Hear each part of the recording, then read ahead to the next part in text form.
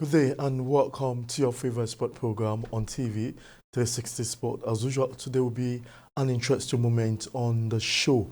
And for those of us joining us for the first time, you can check us on all our social media platforms to get the best in the world of sport. I'm Mudashif Shitu.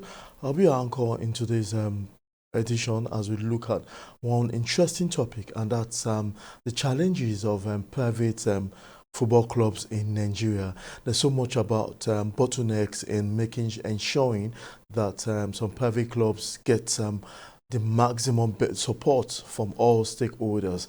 And statistics tells us that there are fewer private club in Nigeria, most especially in the Nigerian Professional Football League and also in the NNL, the second first division, and also not forgetting the NLO. But we're talking about a club that just was established in 2022, City Boy FC of Bayelsa, and we'll be speaking with Joshua Ikewe, who is the founder of City Football Club of Bayelsa. And for those of you that don't know about any other football club in Bayelsa, Bayelsa United is a state-funded club, and for any other club to strive, it has to have the support. But let's talk to Mr. Joshua for his reasons why he decided to establish a private football club, knowing that there are many narrow ways for them to stay alive. So it's good to have you on the show, Mr. Joshua Ikewe. It's good to have you on the show. Can you tell us the reason why you decided to, the reason behind City Boy Football Club of Bayelsa, established in 2022?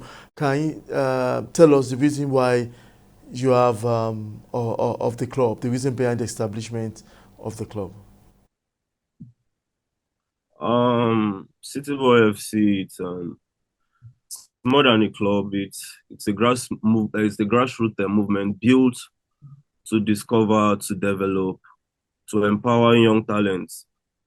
We want to have a formidable team comprising of young talents that we can develop under our platform and see how we can push them outside. Reason being that right here in Bayelsa State, the only recognized team here is Bayelsa United, and Bayelsa United alone cannot house the talents that we have here in Bayelsa. And then on the other hand, football is a global business. If you get it right on and off the field, it's very lucrative. So there are a lot of reasons, but I can say these are the obvious reasons that I started the City Boy Football Club. Well done. Well said. Well said, Mr. Joshua. Well said. What's your target? What do you intend taking uh, City Boy FC Football Club of Baisa? What's the target? Are you expecting to get to the MPFL, to the NNL, and what's your target? What's your plan for the club? Where do you envisage seeing the club in the next half a decade? The vision is big. The vision is big, and I believe that we're gonna get it done because our motto says, "Yes, we can. Nothing is impossible." But just as there are a lot of challenges involved in having to own a private or football club in Nigeria. So at this point, I would just say we're taking it one step at a time. We're working on a lot of things. We're trying to get the right group of players, the right staffing, with the same mentality, with the same urge and willingness, drive to succeed, with the right attitude. For now, we just want to have a good structure, and then I believe that we're on the right track. Sooner or later, City Boy FC is going to be out there. It's going to be one of the big teams in Nigeria and Africa at large, a team that everyone would be proud to be part of. Yeah, but I just want to ask you this question. Can you give us an historical background of what you've achieved since 2022, the milestone, the trophies, are you able to navigate around with all these non-support or a lot of street rules as regards to affecting private? Can you tell us the challenges you've maneuvered to be able to get to where you are right now? Um, Yes. The journey so far has been crazy, has been fun, been challenging, has been quite eventful, a learning process for me as well. The team was founded 2022, but we actually started operating professionally as at 2024. Yes, that was when we started operating professionally. So this was our debut season in the NLO, and I would just say from when we started operating professionally last year till now, I would say the Nigerian football ecosystem is very, very unfavorable to private clubs and its owners, in the sense that when it comes to, okay, I would use City Boy FC for example here in Bayelsa State. Okay. Bayelsa United is the only team that has access to facilities, has access to support, has access to recognition, to all that from the government because it's government backed. You understand? But here in Bielsa, everything from the players' welfare to the tournament registrations to everything that you have to do, it comes from just the Government. private individual. It's not like the government. So it's a lot on our side. And then moving on from that, another thing that I would say that I experienced in our last season is the officiating and the politics in football. I think the Nigerian football system is so political that even on the field it's so clear to see. I wouldn't want to be very particular and give any instances Okay. as I intend to be a good ambassador of the Nigerian Football Federation. And I don't think coming here to say negative things is the right Exactly. thing for me, but Exactly. rather it's proper for me to cite out and just let them know that at the end of the day, these private individuals put in a lot of money to get their teams to register, come and participate in the NLO, and then they are just. It's only fair enough for them to be able to compete on fair grounds. Let me just put it that way. Okay. I think it would be only fair for them to be able to compete on fair grounds. Let them take away the politics from the football aspect of it. Yes, that's it. That too. It hinders the development Okay. of the player and our system.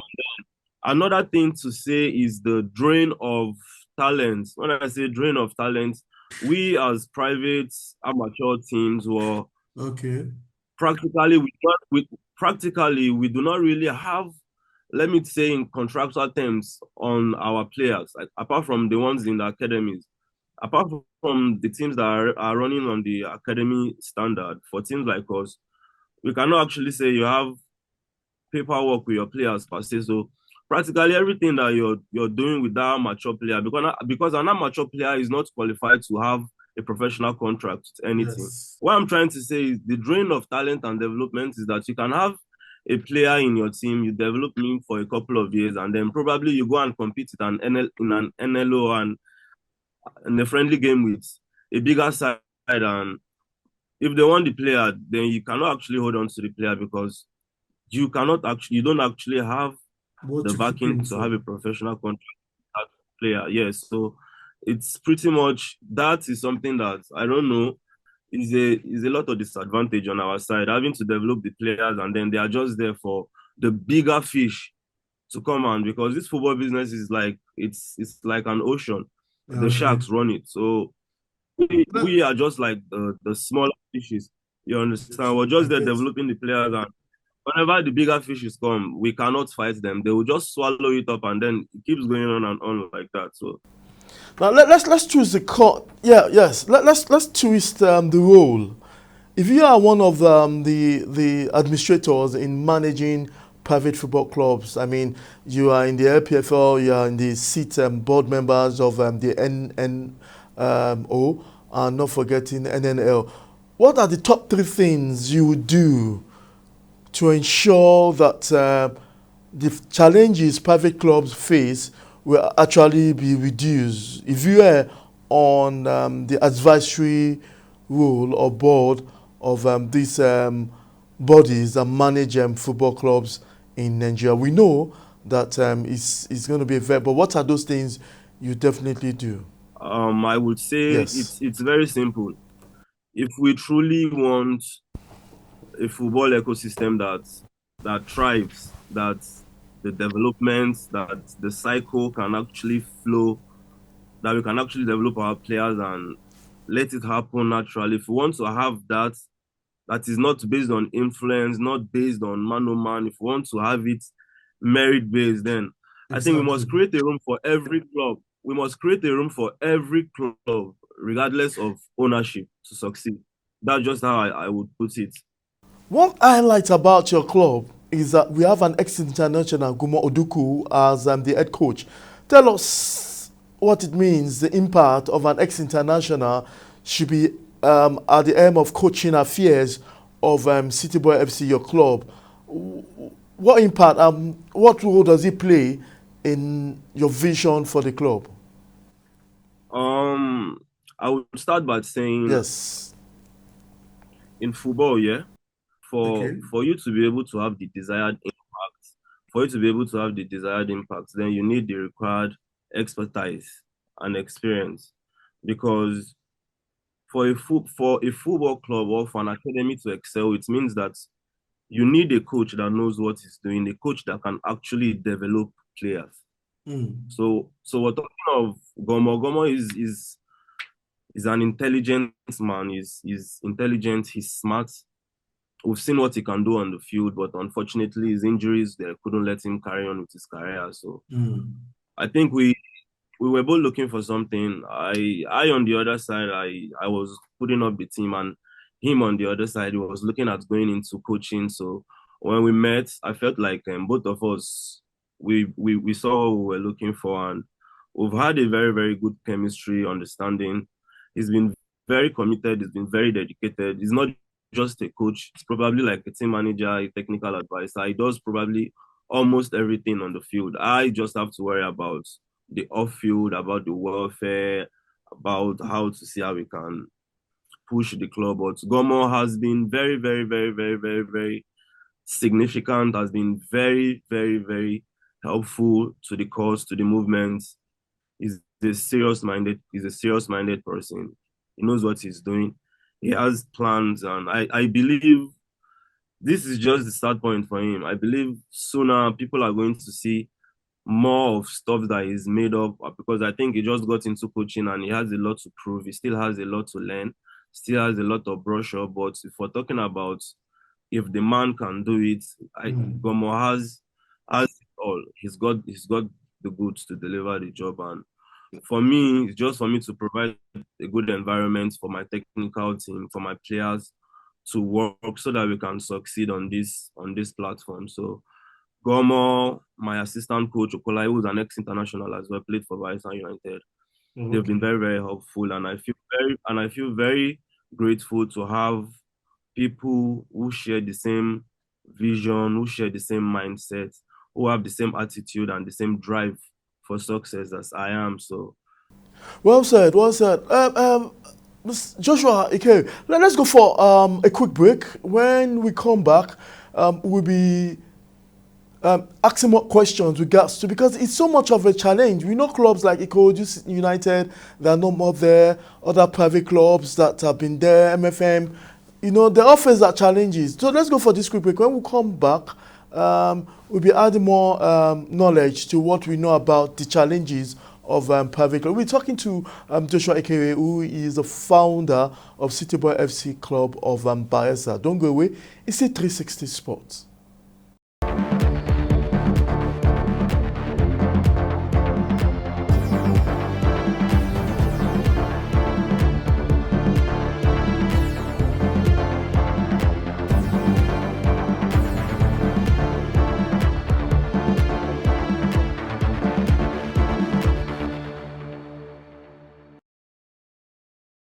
In the last 3 years, we have built a multi-purpose center, which is the envy of all in our constituency.